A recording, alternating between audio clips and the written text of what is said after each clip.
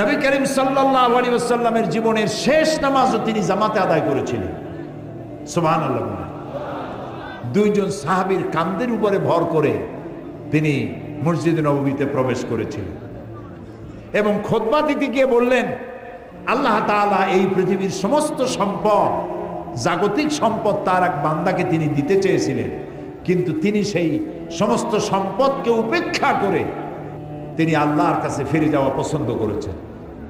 কেউ কিছু বুঝতে পারে নাই। হযরত আবু বকর রাদিয়াল্লাহু তাআলা আনহু তিনি কাঁদতেছিলেন।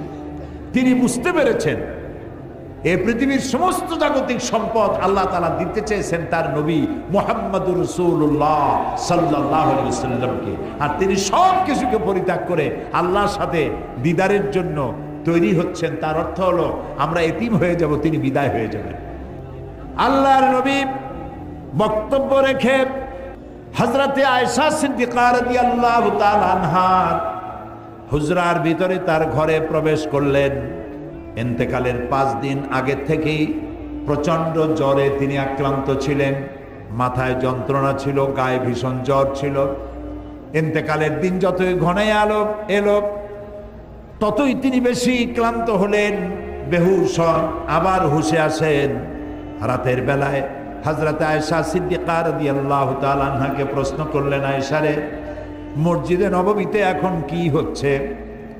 হযরত আয়েশা বলেন, ইয়া রাসূলুল্লাহ, মসজিদে নববীতে সাহাবায়ে কেরাম দীর্ঘক্ষণ আপনার অপেক্ষা করে আপনাকে না পেয়ে আমার আব্বার ইমামতিতে তারা নামাজ আদায় করছেন, এশার নামাজ হচ্ছে, কিন্তু সাহাবায়ে কেরাম পেছনে তারা নামাজের ভিতরেই কাঁদতেছেন।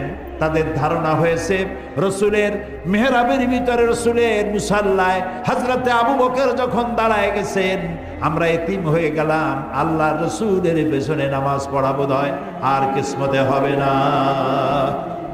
আল্লাহর নবী হযরত আয়েশাকে ডেকে বলেন, আয়েশা রে, মসজিদে নববীর দিকে যে দরজা জানালাটা আছে সেটাকে একটু খুলে দাও, আমি নামাজের দৃশ্য দেখতে চাই। জানালা খুলে দেওয়া হলো। নবীজি মাথা উঁচু করলেন, হযরত আয়েশার কাঁধের উপরে ভর করে রসুল নামাজের দৃশ্য দেখতে থাকলেন। আবার তিনি শুয়ে পড়লেন, চোখের কোণা থেকে পানি বেয়ে পড়তে লাগলো। হযরত আয়েশা বলেন, ইয়া রাসূলুল্লাহ, নামাজের দৃশ্য দেখে কাঁদেন কেন? রসুল বলছেন, আয়েশা গো, এই নামাজের জামাতকে প্রতিষ্ঠা করার জন্য তায়েফের ময়দানে অনেক রক্ত ঝরেছে আমার, ওহদের ময়দানে দান শহীদ হয়েছে, সাহাবায়ে কেরাম জীবন দিয়েছে। আজ এত কষ্টের পরে যে জামাত প্রতিষ্ঠা হলো, আমার এই চোখের পানি কোনো দুঃখের পানি নয়, এটি আমার তৃপ্তির পানি। আমার মনে হলো কিয়ামত পর্যন্ত আমার উম্মতেরা এইভাবে করে তারা জামাতে নামাজ আদায় করবে। নবীজি আবার বেহুশ হয়ে পড়লেন। আজ আর সাহাবীরা একজনও মসজিদে নববী থেকে কেউ বাড়ি যায় নাই। মসজিদে নববীর ভিতরে বসে তারা কাঁদছেন, না জানি কখন আল্লাহর নবী বিদায় হন। ভেতরে স্ত্রীরা আছেন। হযরত ফাতেমা সব থেকে বেশি কান্নাকাটি করছেন। নবীজি তার দিকে লক্ষ্য করলেন এবং কাছে আসতে বললেন। হযরত ফাতেমা যখন কাছে গেছেন, আল্লাহর নবী হযরত ফাতেমার কানে কি যেন বললেন। এই কি যেন বললেন শুনে হযরত ফাতেমার কান্না বন্ধ হয়ে গেল।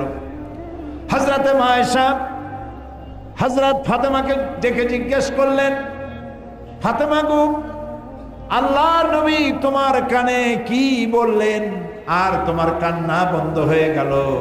হযরত ফাতেমা বলেন, মা, আমার আব্বা জান আমার কানে কানে বললেন, ফাতেমা তুমি কেঁদো না, তোমার কান্না আমার বরদাস্ত হয় না। আমি তোমাকে সুসংবাদ শোনাতে চাই, আমি দুনিয়া থেকে বিদায় হওয়ার পর সকলের আগে তোমার সাথে আমার দেখা হয়ে যাবে। এর দ্বারা হযরত ফাতেমা বুঝতে পেরেছেন রসুল ইন্তেকালের পরে সকলের আগে হযরত ফাতেমার ইন্তেকাল হবে আর রসুলের সঙ্গে দিদার নসিব হবে। ফজর হয়ে এলো, নবীজি বেহুশ অবস্থায় পড়ে আছেন। হযরত জিবরিল আলাইহিস সালাম রাসূলের হুজরার ভিতরে প্রবেশ করে আল্লাহ নবীকে সালাম দিয়েছেন, আসসালামু আলাইকা ইয়া রাসূলুল্লাহ, হে আল্লাহর রাসূল, আল্লাহ পাক আপনাকে সালাম জানিয়েছেন আর জানতে চেয়েছেন আপনি কেমন আছেন। যদিও আল্লাহ সবই জানেন, আপনার মুখ থেকে জানতে চেয়েছেন আপনি কেমন আছেন। আল্লাহ নবী বলেন, জিবরাইল বড়ই কষ্টে আছি। হযরতে জিবরাইল বলেন, ইয়া রাসূলুল্লাহ, আল্লাহ রাব্বুল আলামিনের পক্ষ থেকে আজ এক নতুন ফেরেশতা আমি সাথে করে নিয়ে এসেছি, যেই ফেরেশতা পৃথিবীর কোন মানুষের কাছে যাওয়ার জন্য আসার জন্য অনুমতি চায় না, আজ আপনার খেদমতে আপনার কাছে আসার জন্য অনুমতি চায়। এই যে আমার পেছনে দাঁড়ানো, তার নাম মালাকুল মউত। হযরতে মালাকুল মউত রাসূলকে সালাম পেশ করে বলছেন, ইয়া রাসূলুল্লাহ, আল্লাহ রাব্বুল আলামিন তিনি আমাকে পাঠিয়েছেন আপনার জান কবজের জন্য। আমি এই পৃথিবীতে কারো জান কবজের জন্য অনুমতি চাই নাই, আপনার কাছে অনুমতি চাওয়ার জন্য আমাকে বলা হয়েছে। নবীজি বললেন, মালাকুল মউত, আমি যদি অনুমতি না দেই? মালাকুল মউত বলছেন, ইয়া রাসূলুল্লাহ, অনুমতি যদি না পাই আমাকে ফেরত যেতে বলা হয়েছে। হযরতে জিবরাইল বলেন, ইয়া রাসূলুল্লাহ, আল্লাহ রাব্বুল আলামিন আপনার দিদারের ইন্তজার করতেছেন। আল্লাহ নবী হযরতে মালাকুল মউতকে অনুমতি দিলেন, জান কবজ শুরু হয়ে গেল। নবীজি বললেন, জীবনের শেষ কথা মুখ থেকে বেরোলো, আসসালাত আসসালাত ওয়া মা মালাকাত আইমানুকুম। আমার উম্মতেরা, জীবনের শেষ কথা তোমাদের জন্য রেখে গেলাম, নামাজ নামাজ নামাজ ছেড়ে দিও না। আল্লাহর নবী দুনিয়া থেকে চির জনমের মতো বিদায়ের সময় মেয়ের কথা বললেন না, নাতির কথা বললেন না, জামাইয়ের কথা বললেন না, স্ত্রীর কথা বললেন না, কারো কথা বললেন না। দুটি কথা বলেছেন, ও আমার উম্মতেরা, নামাজ নামাজ, সালাত সালাত। আর তোমাদের অধীনস্থ যারা কাজ করে খায়, কষ্ট করে, তাদের প্রতি তোমরা নির্যাতন করবে না, জুলুম করবে না, তাদের প্রতি ইনসাফ করবে, আর তোমরা নামাজ সঠিকভাবে আদায় করবে। যেই নবী ইন্তেকালের সময় জীবনের শেষ কথা নামাজ নামাজ বলে দুনিয়া থেকে বিদায় হয়ে গেলেন, সেই নবীর উম্মত দাবি করে আমরা নামাজ আদায় করি না। 1400 বছর পেছনের ইতিহাসের দিকে তাকান, রাসূল ইন্তেকাল করেছেন, ক্ষমতায় এসেছেন হযরতে সিদ্দিক আকবর আবু বকর রাদিয়াল্লাহু তাআলা আনহু। প্রধান বিচারপতির দায়িত্ব দিয়েছেন ওমর ইবনুল খাত্তাব রাদিয়াল্লাহু তাআলা আনহুকে। তিনি এখন প্রধান বিচারপতি, চিফ জাস্টিস। ইতিহাস লিখছে, হামাকাসা আমান কামিলান ওয়া লাম ইয়াখতাসিম ইলাইহি ইসনান। হযরত ওমরের কোর্টে পূর্ণ 1 বছর হয়ে গেছে, তিনি চিফ জাস্টিস, কিন্তু হযরত ওমরের কোর্টে কোনো মামলা দায়ের হয় নাই। এরকম পৃথিবীতে আছে নাকি কোনো কোর্ট যেখানে বছরে একটা মামলা হয় না? বলেন, যাই দেখেন সিলেটের কোর্টে কত হাজারো মামলা জমা পড়ে আছে, একটা মামলা নাই। হযরত ওমর বলছেন, মা হাজাতা বি ইনদা কওমিন মুমিনিনা ইয়া খলিফাত রাসূলিল্লাহ সাল্লাল্লাহু আলাইহি ওয়াসাল্লাম। হে রাসূলের খলিফা আবু বকর, এই জাতির জন্য চিফ জাস্টিসের দরকার কি? তিনি প্রশ্ন করলেন, তুমি একথা বলছো কেন? তিনি বললেন, আমি 1 বছর প্রধান বিচারপতির দায়িত্ব পালন করছি, আমার কাছে একটি মামলায় পর্যন্ত এলো না। হযরতে আবু বকর সিদ্দিক রাদিয়াল্লাহু তাআলা আনহু তাকে প্রশ্ন করলেন, তোমার দরবারে মামলা এলো না কেন? এই ব্যাপারে তুমি কি কোনো চিন্তা করেছো? তিনি বললেন, হ্যাঁ চিন্তা করেছি। মামলা এলো না এই কারণে, আপনি আমাকে যে জাতির জন্য বিচারক বানিয়েছেন, সেই জাতির দিন হচ্ছে দিন হুমুন নাসিহা। সে জাতির দিন হচ্ছে নাসিহা, কল্যাণ কামনা করা। এই জাতির প্রত্যেকটি ফর্দ, এই জাতির প্রত্যেকটি পার্সন আর এক পার্সনের জন্য কল্যাণ কামনা করে। তো আমি যদি আপনার কল্যাণ কামনা করি, তাহলে আপনি কি আমার অকল্যাণ কামনা করবেন? করবেন না। মানহাজুহুমুল কোরআন, আর এই জাতির মানহাজ, উদ্দেশ্য, লক্ষ্য, সংবিধান হচ্ছে কোরআন। ওয়া আমালুহুম আল আমরু বিল মারুফ ওয়া নাহয়ু আনিল মুনকার। আর এই জাতির আমলটাই হচ্ছে ভালো কাজের আদেশ দেওয়া, অন্যায় কাজ থেকে ফিরিয়ে রাখা। কুল্লু ওয়াহিদুম মিনহুম ইয়ারিফু হাদ্দাহু ফায়াকিফু ইনদা। এর প্রত্যেকটি ব্যক্তি সে তার বর্ডার চেনে এবং বর্ডারের কাছে যখন যায় তখন সে থমকে দাঁড়ায়। বর্ডার কি?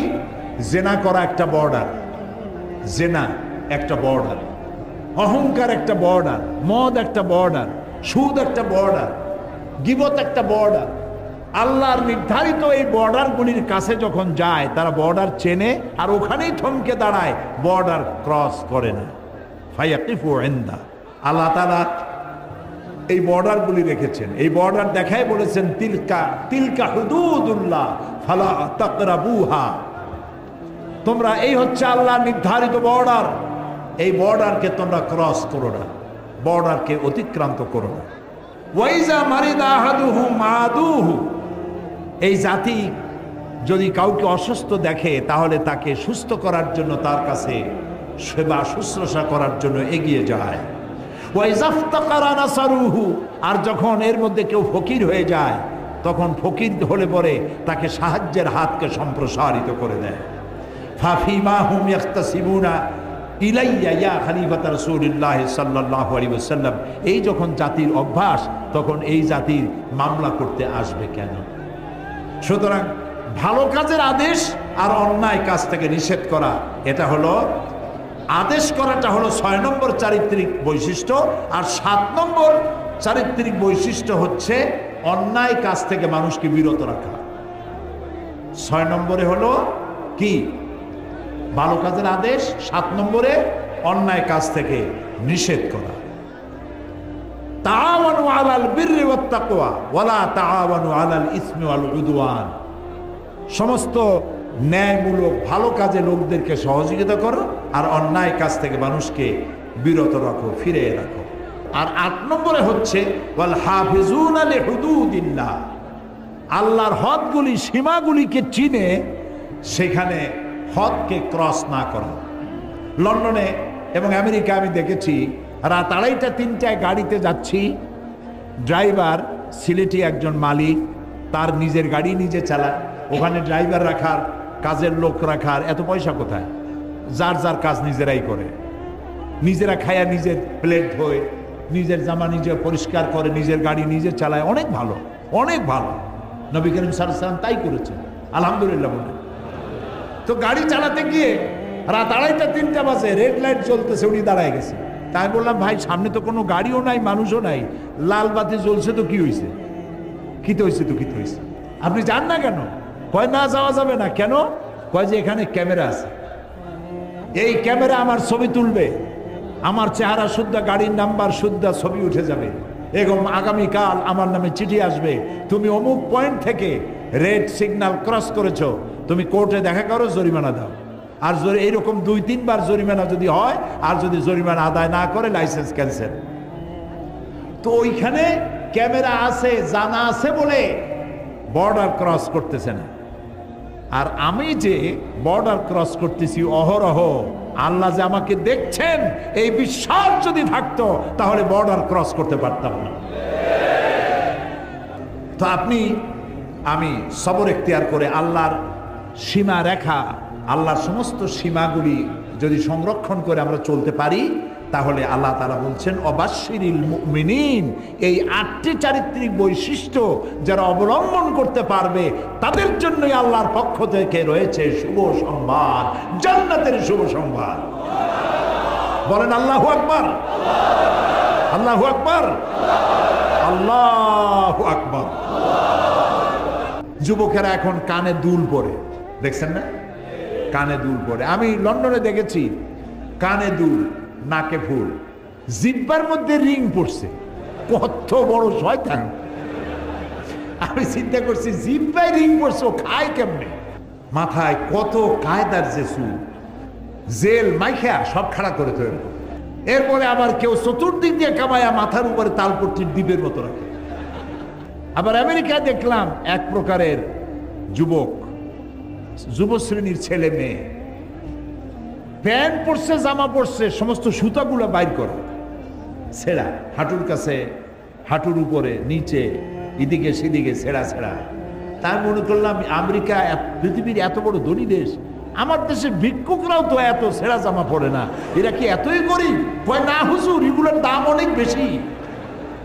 তারপর কত কায়দার দাড়ি রাখে, দেখছেন অবস্থা? দুই দিকে কামাইয়া, এখানে হোমিওপ্যাথি মার্কা একটু রাখে, বসা দিন উঠে যায় এরকম। আবার এখান থেকে মোষের সাথে একটা দাগ দিয়ে রাখে এখানে। আবার কেউ বা মাঝখান দিয়ে কামাইয়া দুই দিকে রাখে। আবার কেউ মোষটা এত ঘন করে ঠোঁটের উপরে দিয়া, এমন ভাবে মোষ ঘন এবং ঢাকা মুখ, 5 ব্যাটারির টর্চ লাইট মারিয়া খোঁজ করে পাওয়া যাবে না যে লোকটা হাসে না কান্দে।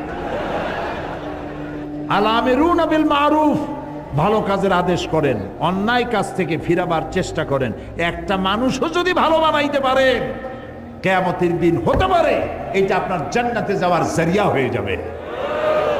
একটা মানুষ। নূহ আলাইহিস সালাম আল্লাহর পয়গম্বর, কত বছর বেঁচে ছিলেন? আলফা সানা ইল্লা 50, 50 বছর কম 1000 বছর, কত হয় তাহলে? 950 বছর বেঁচে থেকে হেদায়েত করতে পেরেছিলেন মাত্র 40 জন অথবা 80 জন। অথচ উম্মতে মুহাম্মাদি সাল্লাল্লাহু আলাইহি ওয়াসাল্লাম, রাসূলের উম্মতের হাতে হাজার হাজার অমুসলিম ইসলাম কবুল করতেছে, বেনামাজি নামাজি হচ্ছে। আল্লাহু আকবার। তো আপনার কথায় যদি একটা লোক ভালো হয়, আপনি কত সওয়াব পাবেন চিন্তা করেন। তো কাজটা হচ্ছে নবীর, কাজটা হচ্ছে উম্মতের। এখন এই কাজটা হচ্ছে প্রত্যেকটি মুমিন, পুরুষ আর নারী।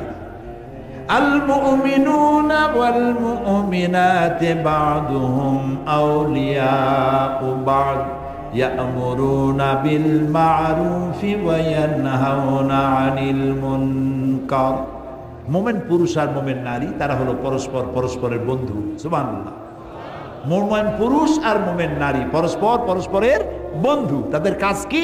ইয়া'মুরুনা বিল মারুফ, মানুষকে শুধু ভালো কাজ, সুন্দর সুন্দর কাজ করার জন্য তাদেরকে উৎসাহিত করবে। আর অন্যায় কাজ যত আছে সবগুলিকে বাধা দিয়া অন্যায় থেকে মানুষকে ফিরাবে। এটা হলো উম্মতের কাজ, জাতির কাজ। আল্লাহ তাআলা বলছেন কাজটার এতই গুরুত্ব, নবী করবে, উম্মতে করবে, প্রত্যেক মুমিন মুমিনাত করবে। তারপরে এটা দলেরও কাজ। ওয়ালতাকুম মিনকুম উম্মাতুন ইয়াদউনা ইলাল খায়র, প্রত্যেকটি এমন একটা দল থাকতেই হবে তোমাদের মধ্যে, যে দলটির কাজ হবে মানুষকে ওয়া'মুরুনা বিল মারুফ ওয়া ইয়ানহাউনা আনিল মুনকার, মানুষকে ভালো কাজের আদেশ করবে, অন্যায় কাজ থেকে ফিরিয়ে রাখবে। উলাইকা হুমুল মুফলিহুন, এরাই সফল কাম হবে। সুবহানাল্লাহ, এরাই সফল হবে।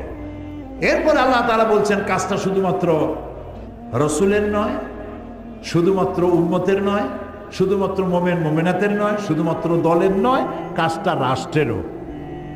ওই যে সূরা হজের আয়াত আগেই পড়েছি, ওইখানে এ পয়েন্টও আছে। আল্লাযীনা মাক্কান্নাহুম ফিল আরদ আকামুস সালাত ওয়া আতাউজ যাকাত ওয়া আমারু বিল মারুফ ওয়া নাহাউ আনিল মুনকার। রাষ্ট্রের কাজ হলো নামাজ প্রতিষ্ঠা করবে, যাকাত আদায় করবে। যাকাত কে আদায় করবে? রাষ্ট্র। রাষ্ট্র যাকাত আদায় করতে পারবে ওই সরকার, যাকাত আদায় করতে পারবে যে সরকার নামাজ প্রতিষ্ঠা করবে। নামাজ প্রতিষ্ঠা করবেন না আর যাকাত আদায় করবেন, সুবিধাবাদ জিন্দাবাদ, এইটা ইসলামে নাই।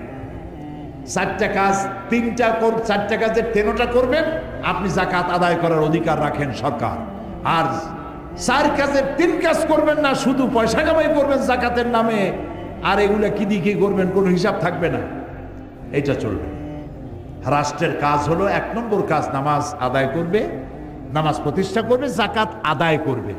ভারতের বুকে ডক্টর জাকির নায়েক কি সুন্দর করে বলে, কথার মধ্যে কোনো উত্তাপ নাই, গাল নাই, গর্জন নাই, তর্জন নাই, কোনো গ্ল্যামার ছাড়া, কোনো বিজ্ঞাপন ছাড়া একটা টেলিভিশন চলে একটা ব্যক্তি দিয়া, যার দর্শক সংখ্যা কোটি কোটি, এবং তার শ্রোতারা মূর্খ না, যারা শোনে হাইলি এডুকেটেড পারসন, হাজার হাজার বসে বসে তার কথা শোনে। সুবহানাল্লাহ।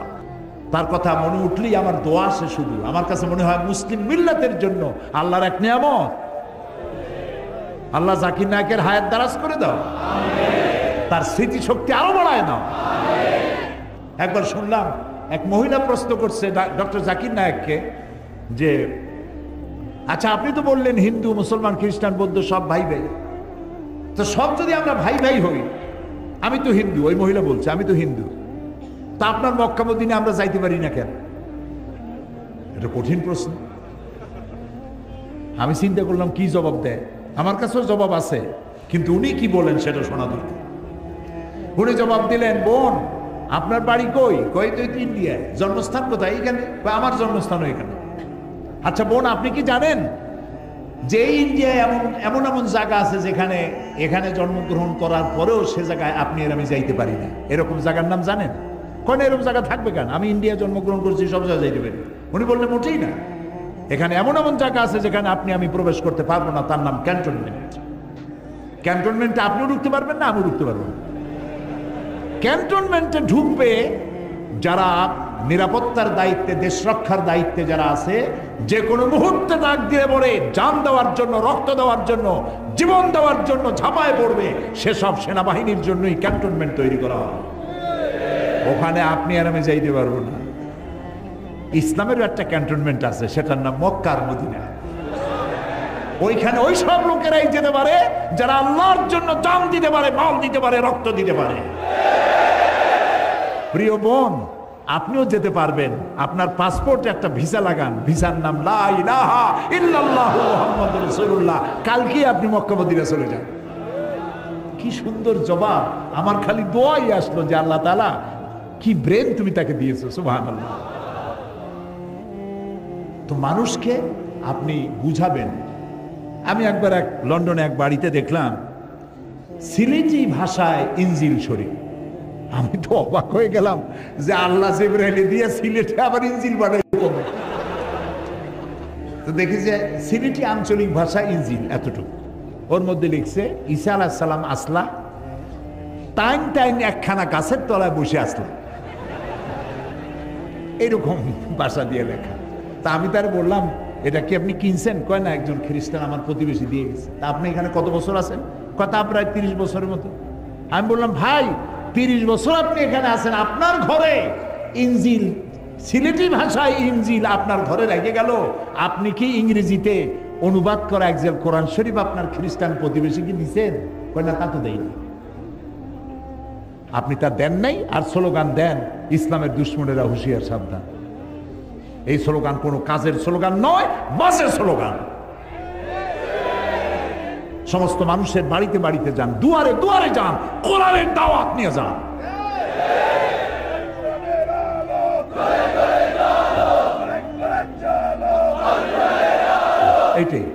এইটাই স্লোগান, এটাই গ্রহণযোগ্য স্লোগান। কোরআন শরীফ বাংলায় ছাপা কোরআন শরীফ। বললাম এটা কি আপনি কিনছেন? কয় না, একজন খ্রিস্টান আমার প্রতিবেশী দিয়ে গেছে। তা আপনি এখানে কত বছর আছেন? কথা প্রায় 30 বছরের মতো।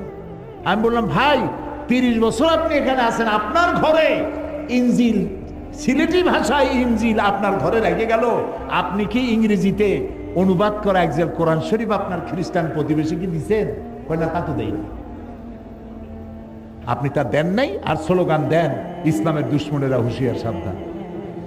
এই স্লোগান কোনো কাজের স্লোগান নয়, বাজে স্লোগান। সমস্ত মানুষের বাড়িতে বাড়িতে যান, দুয়ারে দুয়ারে যান, কোরআনের দাওয়াত নিয়ে যান। প্রিয় ভাই সব, কোরআন পড়েন, হাদিস পড়েন, ইসলামী সাহিত্য পড়েন, ইতিহাস পড়েন, ভূগোল পড়েন, বিজ্ঞান পড়েন, জ্ঞানকে সমৃদ্ধ করেন। গল্প নাটক আপনাকে কিচ্ছু শেখাবে না। আপনাকে শেখাবে ইতিহাস, শেখাবে ভূগোল, শেখাবে সংস্কৃতি, শেখাবে আপনাকে নতুন প্রযুক্তি, শেখাবে কম্পিউটার, ইমেইল, ইন্টারনেট, ওয়েবসাইট। এগুলি আপনাকে শেখাবে, শিক্ষা দেবে গোটা দুনিয়া। আনলিমিটেড পেজ খুঁজে পাবেন। মাসলা মাসাইলের ব্যাপারে কিছু তালাশ করবেন, বাটন টিপবেন, হাজার হাজার মাসলা বেরিয়ে আসবে, আয়াত আসবে, হাদিস আসবে। শিখতে থাকেন, কোরআন শেখেন, হাদিস শেখেন। এই জন্য বলছিলাম যে যখনই আপনি মানুষকে দিনের এসব দাওয়াত দিবেন, তখন আপনার বিরুদ্ধে কিছু কথাবার্তা উঠবে। যত কথা উঠুক, আপনি সে কথায় কান দিবেন না, আপনি সবর ইখতিয়ার করবেন। কি করবেন বলেন? সবর। আমার কোনো শত্রু নাই, সবাই আমার বন্ধু হবে। আলহামদুলিল্লাহ বলেন। আমি কারো সাথে শত্রুতা করতে চাই না, সকলকেই বন্ধুত্বের হাত বিস্তার করে দিতে চাই। যুবকেরা, তরুণেরা, ইসলাম তোমাদের শ্রেষ্ঠ আশ্রয়স্থল। ইসলাম তোমার চরিত্র গড়ে দিতে চায়। ইসলাম তোমার সুন্দর ভবিষ্যৎ বিনির্মাণ করতে চায়। ইসলাম তোমাকে পৃথিবীতে প্রতিষ্ঠিত করতে চায়। কিয়ামতের দিন তোমাকে দিয়ে আল্লাহ তাআলা তার জান্নাত ভরে দিতে চান। ফিরে এসো যুবকেরা, তরুণেরা, ফিরে এসো। এক বাঘ ছিল ক্ষুধার্ত। ক্ষুধার্ত বাঘ অনেক দিন ক্ষুধা, খাবার কিছু পায় নাই। হঠাৎ করে দেখলো ভেড়ার একটা পাল। একটা ভেড়াকে টার্গেট করে বাঘ ছুটতে যাবে, তখন দেখলো ভেড়ার পালের মধ্যে একটা বাঘের বাচ্চা ভ্যা ভ্যা করে সেও দৌড়াচ্ছে। বাঘ চিন্তা করলো, আমার স্বগোত্রীয় বাঘের বাচ্চা ভেড়ার সাথে দৌড়ায়, এ কি আশ্চর্য কথা। ওর ক্ষুধা টুধা মিটে গেছে। ভেড়ারে টার্গেট বাদ দিয়া বাঘের বাচ্চারে টার্গেট করছে। দৌড়াই গিয়ে ওর ধরছে, চাপিয়া ধরে কামড়াইয়া নিয়ে আসছে জঙ্গলের মধ্যে। বাঘে, বিড়ালে, শিয়ালে তার বাচ্চা কামড়ায় আনে, দেখছেন না? ও তো কোলে নিতে পারে না, কামড়ায় আনে। তো কামড়ায় যে দাঁত বসায় না, ওইভাবে আদর করে নিয়ে আসছে। আসিয়া বলতেছে, এই তুই ভেড়ার দলে গেছিস কেন? তুই তো আমার বাচ্চা, আমার বাঘের বাচ্চা, তুই ভেড়ার দলে কেন? না আমি তো ভেড়া। না তুই ভেড়া না, তুই বাঘ। হ্যাঁ আমি তো ভেড়া। মানে ছোট্ট অবস্থায় এর একজন লোক শিকার করতে গিয়ে পাইছিল, আনিয়া ভেড়ার মধ্যে প্রতিপালন করেছে। ভেড়ার দুধ খাইয়া বড় হয়েছে। ভেড়ার গুতা খায় আর বলে যে আল্লাহ এত গুতা খাই আমি। ও যে বাঘ তা তো বোঝে না, ওরে বিশ্বাসই করাতে পারতেছে না বাঘ যে তুই বাঘ। সে কয় না আমি ভেড়া।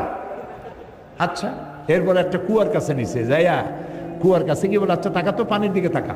তো তাকাইছে, কেউ দেখতো তো আমার ছবি আর তোর ছবি পড়ছে না পানির মধ্যে? তা তো পড়ছে।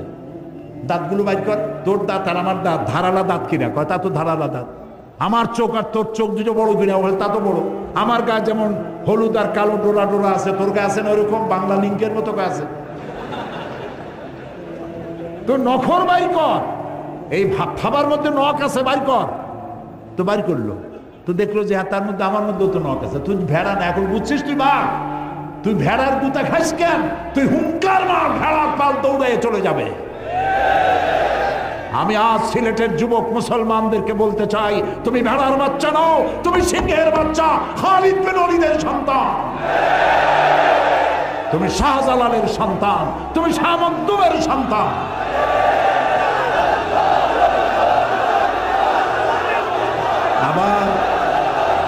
আবার তুমি জাগ্রত হও, মুসলমান হিসাবে পরিচয় দিতে গর্ববোধ করো। আমার বাড়ি সিলেটের পুণ্যভূমি, শাহজালালের কদমে ধন্য যে জমিন, আমি সেই জমিনের সন্তান। এই শুকর আদায় করে মাথা উঁচু করে দাঁড়াও, তোমাদেরকে কেউ দখল করতে পারবে না। 50,000 60,000 লোক বঙ্গভূমি দাবি করে সীমান্ত এলাকায় এসে বাংলাদেশের ছাতাও করতে পারবে না। সেজন্য তৈরি হতে হবে, প্রস্তুত থাকতে হবে। মুসলমান হও, ওয়ালা তাহিনু ওয়ালা তাহজানু ওয়া আনতুমুল আ'লাউনা ইন কুনতুম মুমিনিন। তুমি যদি মুমিন হও, তোমার কোনো ভয় নাই, ডর নাই, চিন্তা নাই, বিজয় তোমার জন্য অপেক্ষা করছে। সুবহানাল্লাহ। কার ওয়াদা? আল্লাহর ওয়াদা। কার ওয়াদা? আরো জোরে বলো। আল্লাহর ওয়াদা কি মিছা হয়? কখনো নয়। হযরত মূসা আলাইহিস সালামের কাছে আল্লাহ তাআলা সর্বপ্রথম যে ওহী করলেন, একেবারে প্রথম ওহী, সেই ওহীটা যেখানে নাজিল হয়েছিল সেইটা আমি দেখে আসছি, আলহামদুলিল্লাহ। আমি আমার মিশর সফরের সময় সেই ওয়াদি মুকাদ্দাস সেখানে গিয়েছিলাম। ওয়াদি মুকাদ্দাস, আল্লাহ তাআলা বলছেন ওয়াদি মানে উপত্যকা। দুই পাহাড়ের মাঝখানে যে সমতল জায়গা থাকে সেটাকে ওয়াদি বলে আরবিতে, বাংলায় বলে উপত্যকা। এখানে যখন মূসা আলাইহিস সালাম গিয়েছিলেন তখন আল্লাহ তাআলা বলেছিলেন, ইয়া মূসা ফাখলানা আলাইক ইন্নাকা বিল ওয়াদিল মুকাদ্দাসি তুয়া। জুতা খোলো, এটা পবিত্র উপত্যকা। মূসা আলাইহিস সালাম জুতা খুলেছিলেন। আমরাও যখন নেমেছিলাম গাড়ি থেকে, অনেক আগের থেকেই জুতো খুলে ফেলেছি ভয়তে। আল্লাহ মূসা আলাইহিস সালামের জুতো খুলতে বলছেন। যেই জায়গায় এটা নাজিল হয়েছিল আয়াত, যেখানে আল্লাহর নূর পড়েছিল, সেখানে একটি গাছ আছে। ওরা বলে যে এখনো ওই সেই গাছটাই ওখানে দেখলাম খ্রিস্টানরা যায়, ইহুদিরা যায়, মুসলমানেরা যায়, অনেক চিঠি গাছের পাতায় পাতায় ঝুলানো। জিজ্ঞেস করলাম এগুলি কি? বললো যে লোকেরা আল্লাহর কাছে চিঠি লিখে তুই গেছে। মুসা আলাইহিস সালামের কাছে সর্বপ্রথম যে ওহীটা নাজিল হলো, সে ওহীটা কি ছিল? আল্লাহ রাব্বুল আলামিন হযরতে মুসা আলাইহিস সালামের কাছে প্রথম যে ওহীটি নাজিল করলেন তা ছিল ইন্নানি আনাল্লাহ লা ইলাহা ইল্লা আনা ফা'বুদনি ওয়া আকিমিস সালাতা লিযিকরি। ইন্নানি আনাল্লাহ, নিশ্চয়ই আমি আল্লাহ। সুবহানাল্লাহ। মুসা আলাইহিস সালাম আগুন দেখছিলেন এবং ওই যে মাদায়েন থেকে আসছেন, সাথে বউ আছে, বাচ্চা আছে, পথ হারায় ফেলেছেন, অন্ধকার, দেখছেন দূরে আলো, তো মনে করেছেন ওটা আগুন। তিনি বলেছিলেন যে তোমরা অপেক্ষা করো, আমি ওখানে যাই, যাই দেখি ওখান থেকে আগুন আনতে পারে নাকি, অথবা এই আলোর দিয়ে আমি কোনো পথও পেয়ে যেতে পারি অন্ধকারের মধ্যে। ফালাম্মা তাহা, যখন তিনি ও কাছে গেলেন, নুদিয়া ইয়া মুসা, ওখান থেকে আওয়াজ এলো ইন্নী আনা রাব্বুক ফাখলা'না আলাইক। ও মুসা, এটা আগুন টাগুন কিছু না, আমি তোমার রব, জুতা খুলেই ময়দানে আসো, আমি তোমার আল্লাহ। সুবহানাল্লাহ।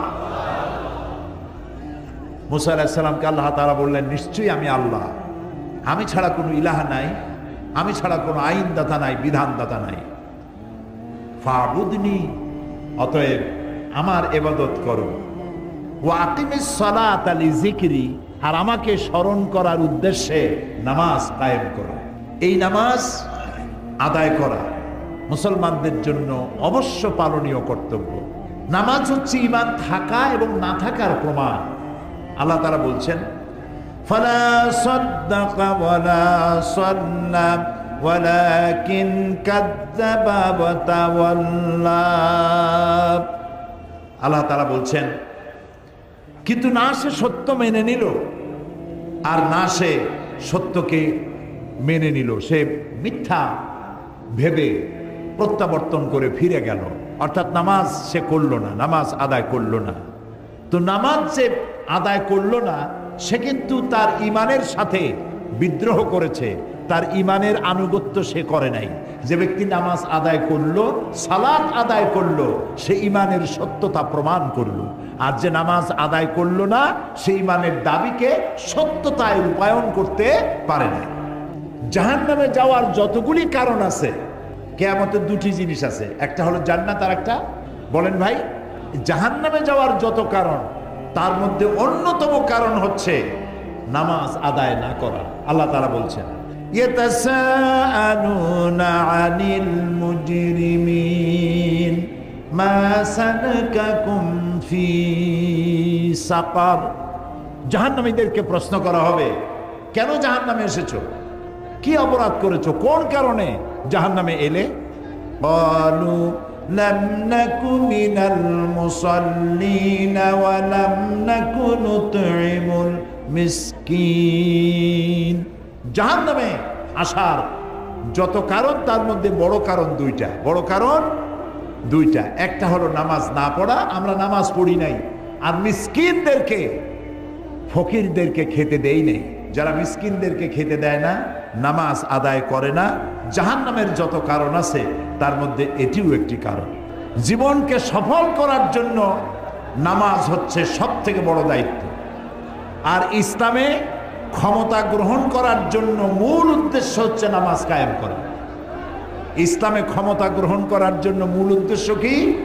নামাজ কায়েম করা। সূরা হজ, আল্লাযীনা ইম্মাক্কান্নাহুম ফিল আরদ আকামুস সালাত ওয়া আতাউজ যাকাত ওয়া আমারু বিল মা'রুফ ওয়া নাহাউ আনিল মুনকার ওয়ালিল্লাহি আকিবাতুল উমুর।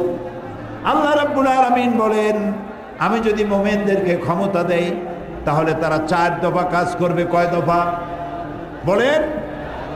4 দফা কাজ করবে। 1 নম্বর কাজ, তারা ক্ষমতায় গিয়ে সর্বপ্রথম ক্ষমতা গ্রহণ করে নামাজ বাধ্যতামূলক করে দেবে। সুবহানাল্লাহ। সরকার যদি ইসলামী হয়, মুসলমানরা যদি ক্ষমতায় যায়, কে বলতেছেন বলেন? মোমেন বান্দারা যদি ক্ষমতায় যায়, তাহলে প্রথম কাজ হবে তাদের নামাজকে প্রতিষ্ঠা করবে। সুবহানাল্লাহ বলেন। আল্লাহ তাআলা বলছেন, ইন্নাস সালাতা তানহা আনিল ফাহশাই ওয়াল মুনকার। আল্লাহ রাব্বুল আলামিন বলেন, নিঃসন্দেহে নামাজ মানুষকে পাপাচার আর অশ্লীলতা থেকে বাঁচায়। নামাজি ব্যক্তি অশ্লীল এবং পাপাচারে লিপ্ত হতে পারে না। আমার এই কথার পরে আপনাদের মনে সন্দেহ জাগতে পারে যে আমিও তো নামাজ পড়ি, আমার পাশেও তো অনেকে নামাজ পড়ে, কিন্তু নামাজ পড়ার পরেও সুদ খায়, ঘুষ খায়, জেনা, বদমাশি, বোতলে কি থাকে সেগুলোও খায়, আবার নামাজও পড়ে। এটা কেমনে হয়? এটা হয় এইভাবে, নামাজের দোষ না।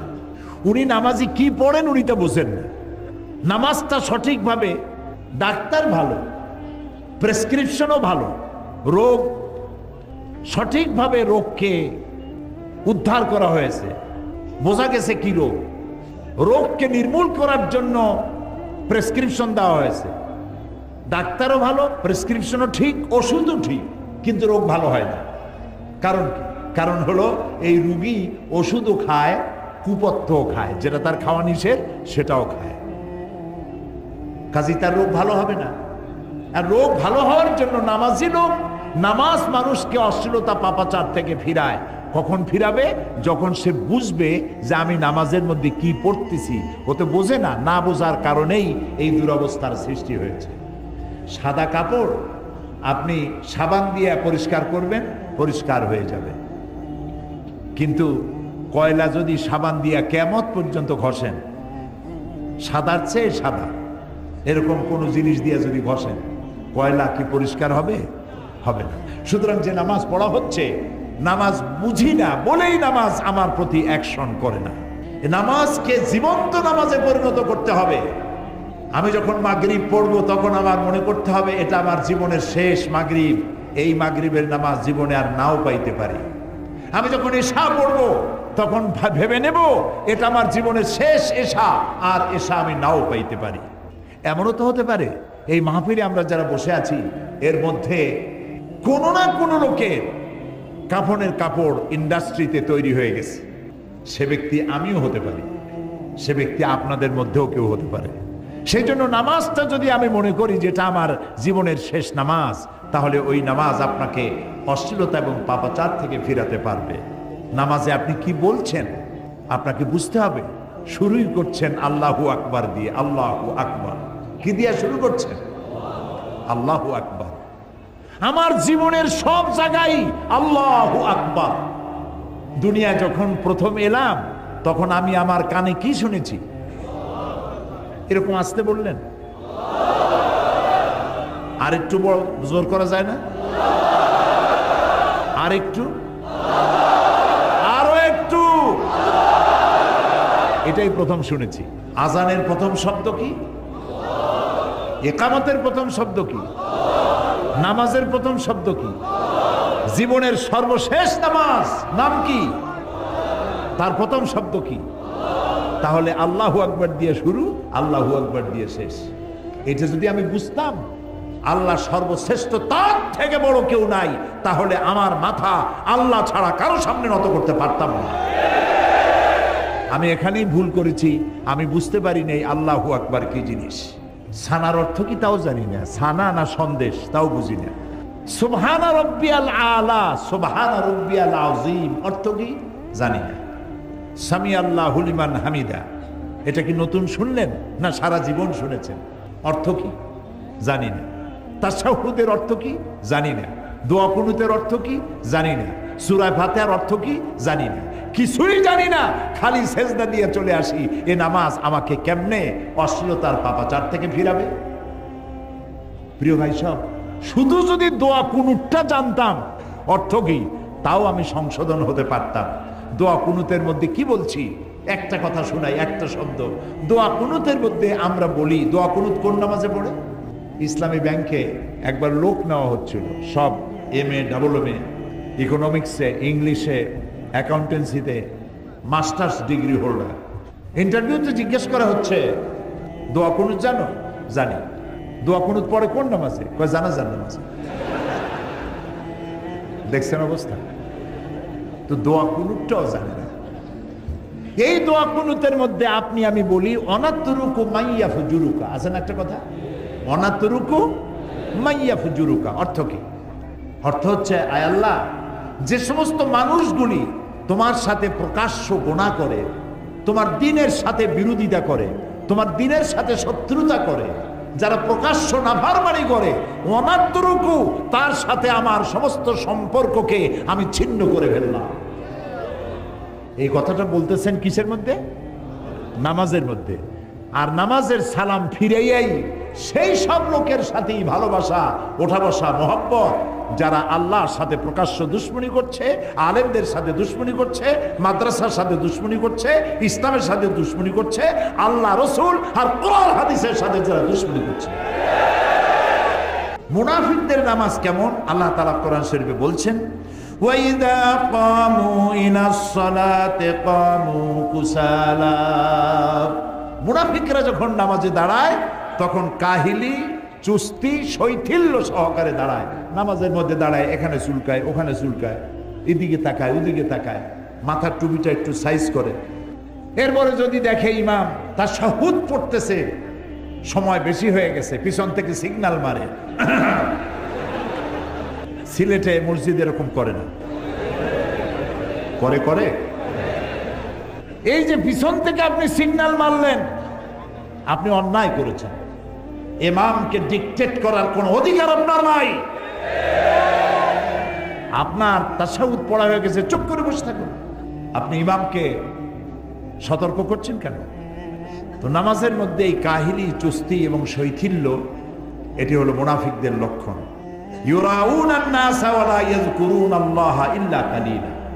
এরা নামাজ পড়ে মানুষকে দেখাবার জন্য। নির্বাচন আসছে, তখন খুব নামাজ। এদেশের বেশিরভাগ মানুষ তো মুসলমান, তাদেরকে ধান্দা লাগাবার জন্য টুপি একটা লাগবেই। তারপরে সুবহানাল্লাহ, একেবারে সালামের জ্বালা, আসসালামু আলাইকুম, আসসালামু আলাইকুম, আসসালামু আলাইকুম থাকে না, আসসালামু আলাইকুম। নামাজ পড়তে দাঁড়ায় গেল, উজু কবে করছে তার ঠিক ঠিকানা নাই। এরপরে নফল নামাজও পড়ে, নফলে এমন পড়ে যে সামনের কাতার দিয়ে লোক বাইরে দিতে পারে না তার ঠেলা। এগুলি হচ্ছে মুনাফিকের নামাজ। আল্লাহ তাআলা বলছেন এগুলি মানুষকে দেখাবার জন্য তারা এগুলি করে। এদের মধ্যে খুব কম সংখ্যকই আল্লাহকে রাজি খুশি করার জন্য নামাজ পড়ে। এটা হলো মুনাফিকদের নামাজ। এই ধরনের নামাজ যারা মানুষকে দেখাবার জন্য যারা নামাজ পড়ে, এই নামাজ কবুল হবে না। দুনিয়া এবং আখিরাতের সাফল্য একমাত্র নির্ভর করে নামাজের উপরে। সুবহানাল্লাহ। আল্লাহ রাব্বুল আলামিন কোরআনে কারীমের মধ্যে পরিষ্কার করে বলেছেন, قد أفلح المؤمنون الذين هم في صلاتهم خاشعون والذين هم للزكاة فاعلون والذين هم لفروجهم حافظون। নিশ্চিতভাবে যেসব মুমিনরা কল্যাণ লাভ করবে তারা হচ্ছে যারা নিজেদের নামাজে ভীতি মিশ্রিত বিনয় অবলম্বন করে। নামাজে দাঁড়াইছি কার সামনে? বলেন, আল্লাহর সামনে দাঁড়িয়েছি। ডিসি সাহেবের সামনে যখন যান, মন্ত্রীর সামনে যখন যান, জামা টামা টাইট টুইট করিয়া নতুন কাপড় চোপড় পরে যায়। আর আল্লাহর নামাজ পড়তে যাওয়ার সময় আপনার নতুন জামা, টুপি, রুমাল এগুলো কে দিছে? কে দিয়েছে? আল্লাহ তাআলা আপনার কামাইতে বরকত দিয়েছে, তাই দিয়ে আপনি কিনেছেন। মন্ত্রী এমপির সামনে যাওয়ার সময় জামা কাপড় সুন্দর পরেন, আর যিনি আপনাকে এগুলি দিলেন তার ওখানে যাওয়ার সময় ছেঁড়া জামাটা কই, ময়লা জামাটা কই, সেই টুপিটা কই, যে টুপিটা চিপড়াইলে এত তেল পড়বে যা দিয়ে 2টা কই মাছ ভাজা যায়। আর আল্লাহ তাআলা বলেছেন, ইয়া বানি আদমা খুযু জিনাতাকুম ইনদা কুল্লি মসজিদিন। হে আদম সন্তান, প্রত্যেক নামাজে যখন যাবে তখন তোমার সম্ভাব্য সৌন্দর্য পূর্ণ কাপড় চোপড় পরিধান করে তারপরে নামাজ পড়তে যাও। তো নামাজের ভিতরে আপনি যখন দাঁড়ায় গেলেন, আল্লাহর সামনে দাঁড়িয়েছেন, ভীতি মিশ্রিত অবস্থায় দাঁড়াতে হবে। আমি যার সামনে দাঁড়িয়েছি তিনি আমাকে দেখছেন। আল্লাহর নবী বলেছেন, যখন তোমরা নামাজ পড়বে তখন তোমরা মনে করবে তুমি যেন আল্লাহকে দেখতে পাচ্ছ। সুবহানাল্লাহ বলে, সুবহানাল্লাহ বলে, তুমি যেন আল্লাহকে দেখতে পাচ্ছ। কিন্তু এই ধারণা করা সকলের জন্য আদৌ সম্ভব নয়। এই ধারণা যদি করতে না পারো তাহলে অন্তত এই ধারণা করো আমি আল্লাহকে দেখতে পাচ্ছি না, কিন্তু আল্লাহ তাআলা আমাকে অবশ্যই দেখছেন। আমি যখন দাঁড়ায় গেলাম নামাজে তখন আমি আসামি হয়ে গেলাম, হাত বান্দা। রুকুতে যখন গেলাম তখন আরো আসামি হয়ে গেলাম। যখন সেজদায় গেলাম তখন আমার আমিত্ব বলতে, আমার নিজস্ব বলতে, আমার অহংবোধ মাটির সাথে মিশায় দিলাম। আল্লাহু আকবার। এর এক সেজদা হাজারো সেজদার চাইতে দামি, যদি সেই সেজদাটা সেজদার মতো হয়। আমি একথা আরো আপনাদের সামনে বলেছি, মনে আছে কিনা জানি না। নাক আর কপাল, এই দুইটা হলো, কপালটা হলো সৌভাগ্যের প্রতীক, নাকটা হলো সম্মানের প্রতীক। আমাদের পিরোজপুরের উদ্যোগে লোকেরা বলে, ভাই আমার তো নাক কাটা গেছে। কেন নাক কাটা গেল? ছুরি দিয়ে কাটছে না দাও দিয়ে? আসলে ছুরি দিয়েও কাটে নাই, দাও দিয়েও কাটে নাই। মেয়েতে এমন এক কাম করছে, ছেলেতে এমন এক কাম করছে, লজ্জায় আমার নাক কাটা গেছে। এই ধরনের উপমা কি সিলেটে আছে? আবার লোকেরা বলে, ভাই আমার তো কপাল পুড়ছে। কিসে পুড়লো? বিদ্যুতের আগুনে না চুলার আগুনে? এটা বলে ব্যবসায় যে পুঁজি খাটাইছিলাম, আমও গেছে সালাও গেছে, লাভ করতে পারিনি, আমার কপাল পুড়ছে। বলেন এরকম কথা? তাহলে কপালটা হলো ভাগ্যের প্রতীক আর নাকটা হলো, বলেন, ইজ্জতের প্রতীক। আমরা যদি আমাদের ভাগ্য খুলতে চাই, সৌভাগ্য যদি আনতে চাই, আমার কপাল যদি খুলতে চাই, আর আমার মর্যাদা যদি বাড়াতে চাই, তাহলে দৈনিক 5 বার নাক আর কপাল দিয়ে মাটির উপরে আল্লাহকে সেজদা দেন। আল্লাহকে সেজদা দিবেন, আপনার মর্যাদা বাড়বে, ভাগ্য আল্লাহ তাআলা খুলে দিবে।